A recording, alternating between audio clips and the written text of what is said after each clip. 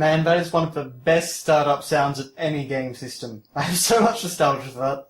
But hello everybody and welcome to a brand new Quick Play. Today, given the recent announcements regarding Crash Bandicoot's sort of return, we are going to be checking out Crash Bandicoot 1 on the PlayStation 1. And, I'm going to be checking out a few Crash Bandicoot games in the near future. I plan to look at Crash 2 and also Crash Wrath of Cortex on PS2, which is mainly because those are the only two other Crash games that I actually own.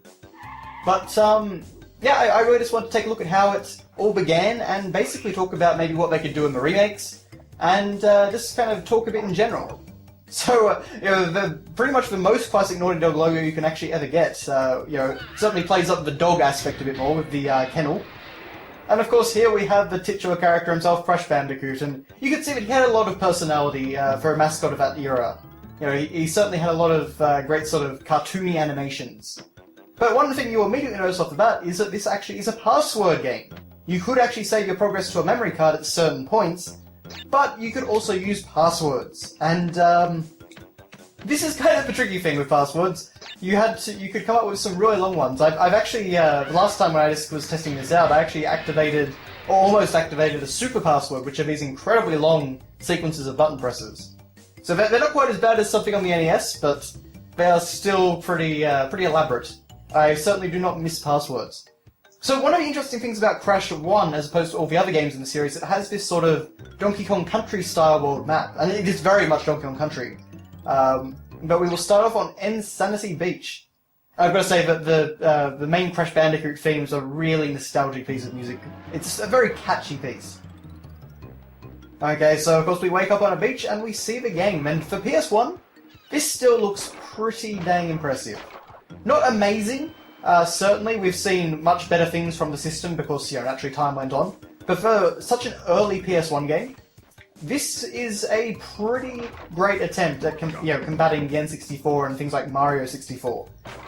By keeping such a limited and focused pathway, they managed to get a lot of detail in the environments and kind of, really cram in the foliage and all that sort of thing.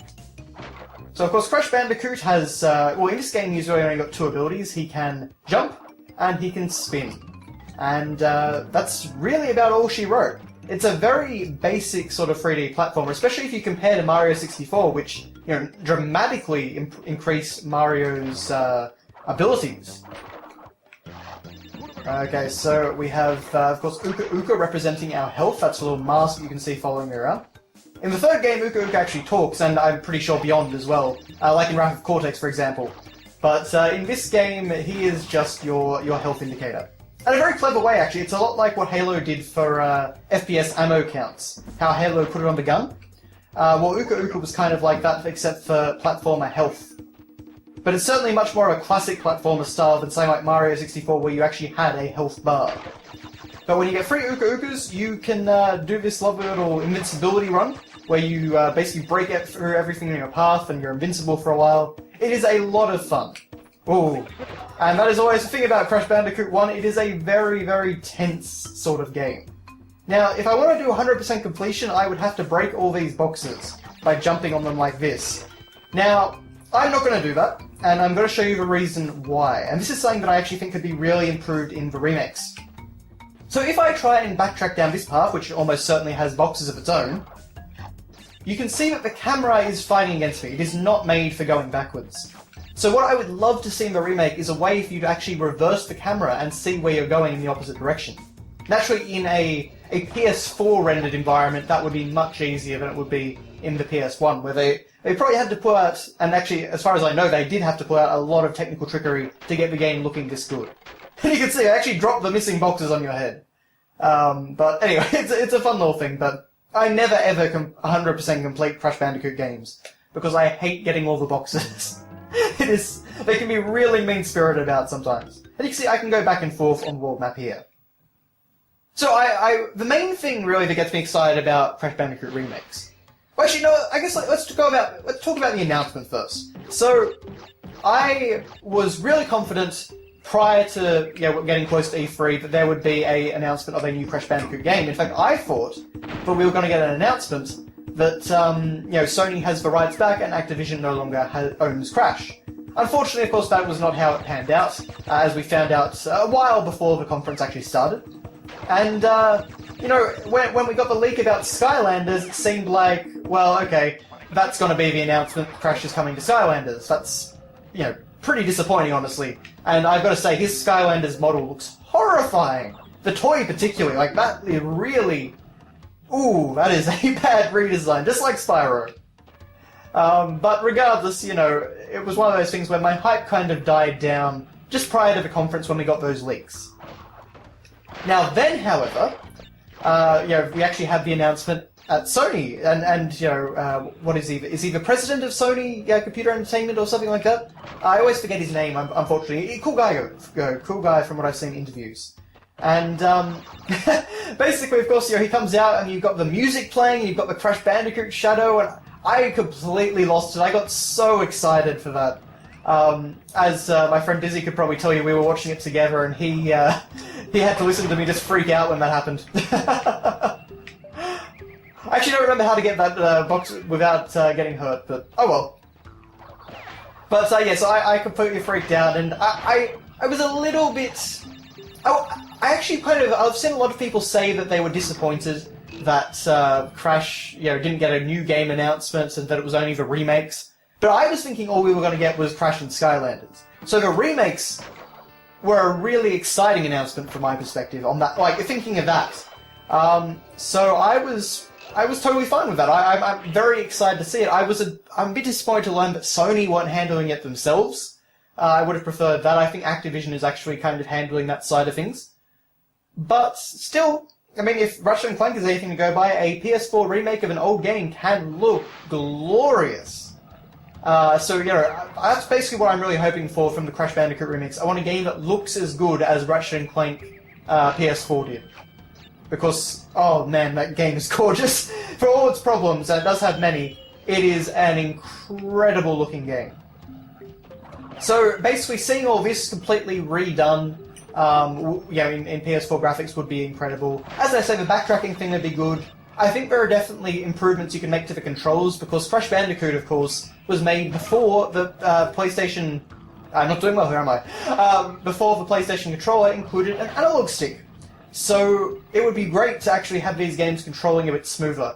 It's kind of weird in Crash Bandicoot. There's a certain rhythm to movement. You kind of... Yeah, I keep not doing so well there. You hold down the forward button, but you don't just stop on a dime, I suppose. It's kind of like you learn the distance that Crash will travel while you're holding it down for a certain amount of time. It's not the tightest controls I've ever experienced, I have to say. You know, revisiting the Crash games is a little bit of an awkward experience. Well, Crash 1 particularly. Crash 2 and 3 are still great games. But even then, I do feel like, control-wise, they could be better, they could be tighter. And I definitely feel like if you know, were doing a remake, I feel like that's something really great that you could do to improve the game.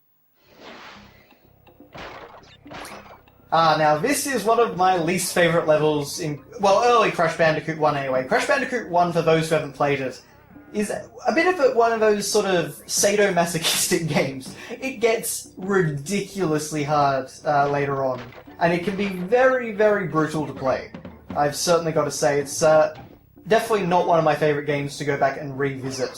But I will say, actually, you know, just playing it now, the first few levels are really fun. They get you used to the game. You know, they show off the graphics nicely, they show off the character. Ah, yes, I always do that. So, of course, I can actually get crushed in there, so I've got to be very, very careful. It's actually funny, something I always find odd about the enemy design in this game is that even though the game is kind of partially supposed to be... I think it's supposed to be set on some islands off the coast of Australia, and, you know, of course, I live in Australia. All the enemies, or at least most of them anyway, that you fight, are really... They're not Australian sort of enemies. Like, things like monkeys and turtles, you fight, like, tribal people, you know, from, like, maybe Hawaii or some region like that. It's all very odd, honestly. You know, the giant killer plants I'll give them, that's fair, Australia does have those. Yeah, all this is kind of very, very far away from Australia. Like those sort of guys. You see, those have nothing to do with Australia at all. Very weird sort of enemy design. Despite the context. I mean, of course, the context is only in the manual, so I suppose it doesn't matter too much, but in the opening cutscene, you do also see stuff about, Dr. Neo Cortex has a lot of Australian animals, like the koala and the kangaroo. Now, to be fair, there are those, like the kangaroo, for example, is a boss enemy in the game, Ripperoo, but, it's just one of those things I've always kind of found funny as an Australian. Oh boy, not doing too well here. As I say, not a big fan of this level at all. So what else could they improve in a Crash Bandicoot remake? Well, for one thing, I guess, looking to just in general, it would be nice to actually see some new content in addition to, just remaking what was there. So I would definitely like to see some more levels. I'm not sure how likely that is. I feel like they probably wouldn't want to touch it, and to be fair, if we are getting all 3 games in one complete package, then that is a lot of content. But, I'm always... With these remakes, I'm generally always up for new content. I don't just want to play what I already own. It kind of depends how much they do to the rest of the game, I suppose. But, aside from that, I really just want to see everything prettied up. I'd like to see maybe some more cutscenes. That would kind of be interesting. To maybe get a little bit more careful. Get a little bit more context on everything. I'd love to see Clancy Brown back as Dr. Neo Cortex. Clancy Brown, of course, was the voice in Crash Bandicoot 2 and 3. And, of course, he also played characters like Lex Luthor in the Justice League animated series and Superman animated series.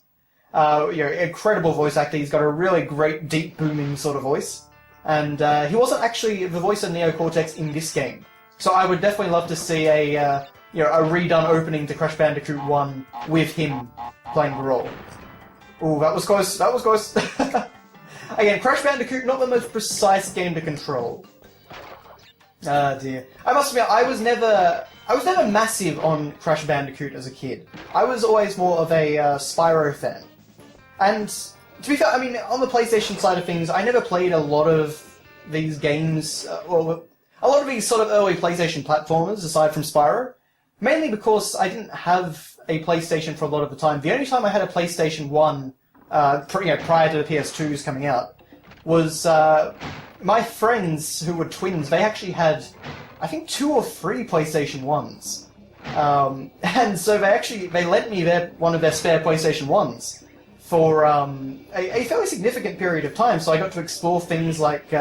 something that was very exciting to kids at the time was the Harry Potter Chamber of Secrets PS1 game, which actually had a flying car level. That was big on the playground discussion, I remember.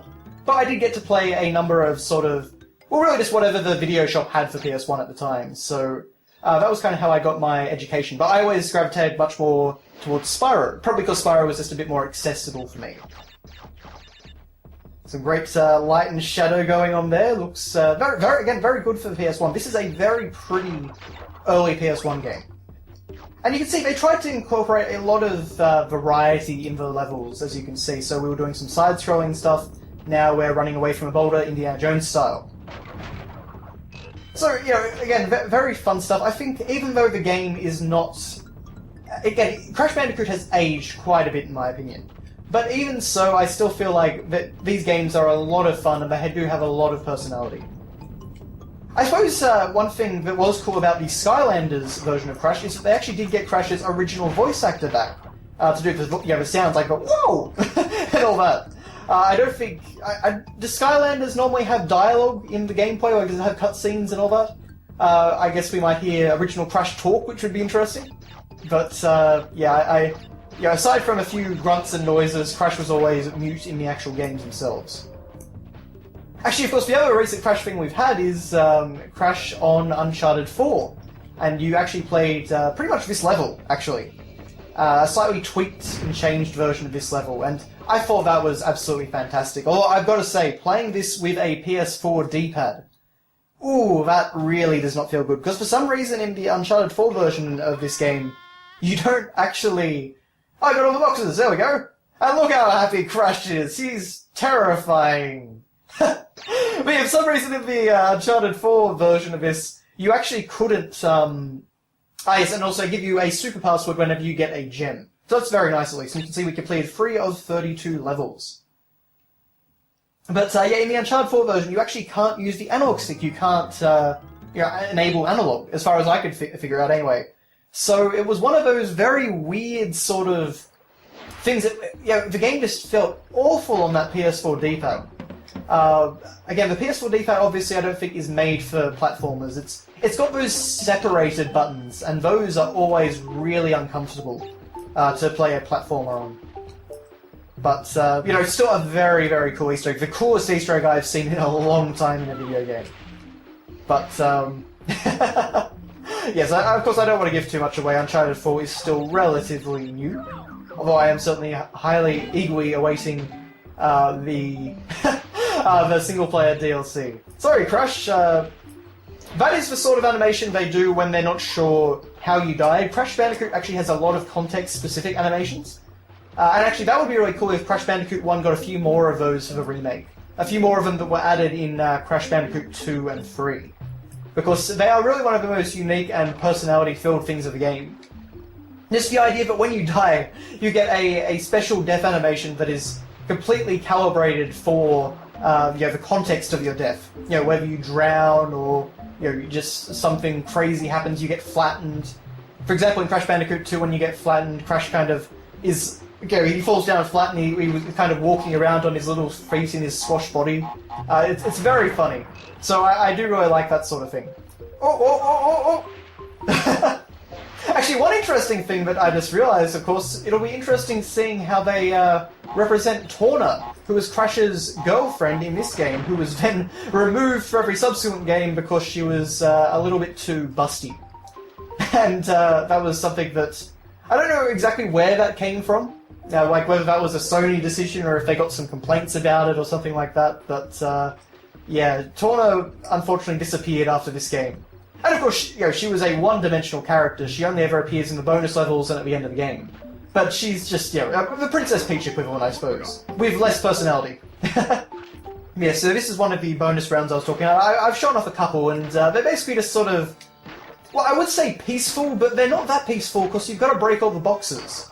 And, naturally, you can see there are many bottomless pits that I could actually fall into, making this a bit dangerous. Especially because the, as I say, the precision is not exactly perfect. But of course you can bounce on the boxes, and some of them of course you have to. But you do always get some extra lives, which is very helpful for this game, as I say, because this is a very unforgiving game. Again, it starts off relatively easy, but, it gets mind-bogglingly hard by the end.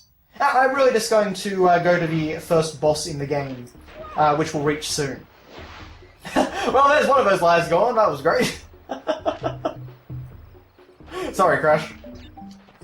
But yeah, I just really wanted to come and play this because I'm just so excited to see Crash back. Even though I was never a massive fan of Crash, it was such a quintessential property, video game property of the 90s, and it's great to see any of these icons come back. Now, for someone like Bubsy, I might be a little bit less happy, but I think Bubsy will probably stay dead. So this is our first boss, Papu Papu. Again, really not Australian, but more of a Hawaiian sort of aspect. But again, it's very stereotypical Hawaiian, of course.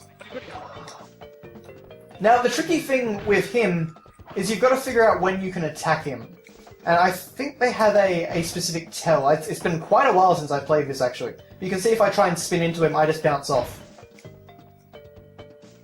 I'm not sure if I'm maybe supposed to jump on him? Yes, there we go, okay. So, as you can see, a very simple boss. Crash Bandicoot 2 and 3 would certainly make the bosses much more complex than old Papu Papu here. But, and certainly the final boss is much more difficult than this guy, but, it's a nice and simple starting boss. But you can certainly see Crash Bandicoot 1 didn't have quite the sense of character and personality that 2 and 3 did. They hadn't quite figured out what this world entailed yet. It's all kind of more generic imagery. But I think after defeating Papu Papu, we will call it there. So thank you very much for watching, guys, and I will see you next time. And as I definitely want to cover Crash Bandicoot 2 and Crash Bandicoot Wrath of Cortex. I have a lot to say about that game. So I will see you next time.